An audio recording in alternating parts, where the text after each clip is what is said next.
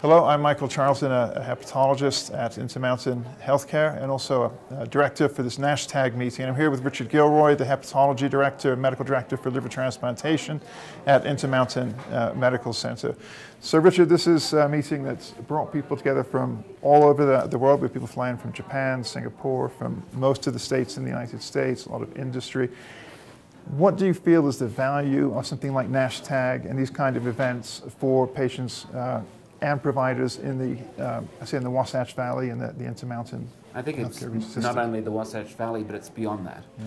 The first thing is you need an interface of multiple parties if you want to address a global problem. Mm-hmm. And what we have is a global issue here that has a particular impact within the valley, because this population within the valley sometimes isn't engaging in some protective measures. Right. And number two, no one really understands the evolution of the disease, which you've been studying currently at Intermountain.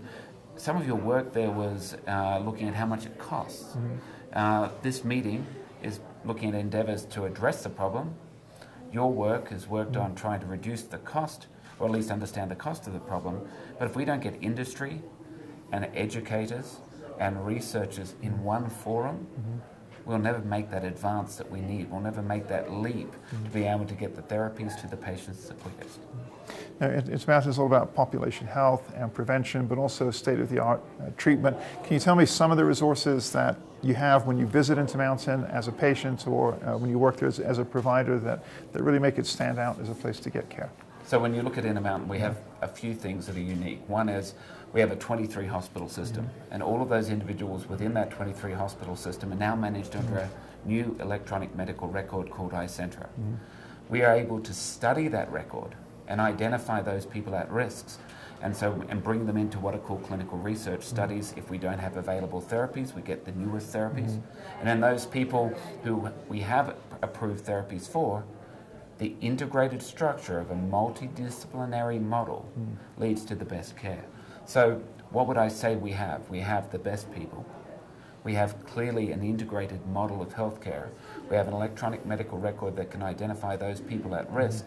And right now what we have is a transplant program that is the largest in the Utah Valley, with the best outcomes within the Utah Valley. But ultimately, this meeting's talking about preventing people getting there. Technologically, we've heard today about some fairly high-tech procedures, magnetic resonance elastography, transient elastography. Are those things we have available at IMC? We have them at IMC, and we have them readily available at IMC. We have, in terms of the transient elastography, not only the fixed machine, but we've got a portable machine that we take to our outreach clinics in Dixie. It's going to be going up to Boise, Idaho. It goes to McKay Hospital twice a month. And then these techniques allow us to find people at risk. The big problem with this disease is that the liver enzymes are only minimally elevated. Right. And people can have even normal liver enzymes with cirrhosis. Yeah. So the only way to us find these people is to identify them for their risk. And so we have at Intermountain the ability to work out with their medical record whether they have diabetes, whether they have obesity, whether they have abnormal lipid studies, whether they have a family history of liver disease. Yep. And then what we're hoping to do is to be able to identify this population before transplant, but if they need it, we can do that, and we do that better than most. One last question, Richard. So, fatty liver disease, is this something that the people of the region need to be concerned about? Is it a rarity? Is it a common thing? Does everyone who have it get into health concerns with it?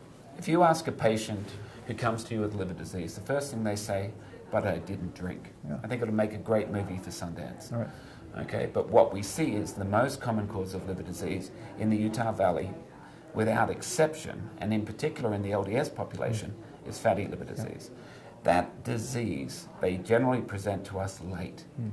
And that disease is something that we can only impact by addressing it early, in their early stages of obesity, educating on weight loss, introducing important, readily available aspects like a Mediterranean diet.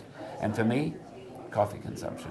Coffee consumption makes a particular impact upon this disease, with multiple studies from Anna Locke's group looking at it in hepatitis B, with the study that came out of the VA hospital system with Friedman looking at it in specifically the alcohol-related population, and we have clear evidence in fatty liver disease that has a positive impact, and that may be why we're seeing somewhat of an overrepresentation in a group of people by their religion who seeks to live a healthy lifestyle. Right. Their problem is obesity and maybe an absence of something that might benefit. Very good. All right, well, here with Richard Gilroy. Thank you very much, Richard. Thanks, Good to see you Mike. again. Thank See you. you later.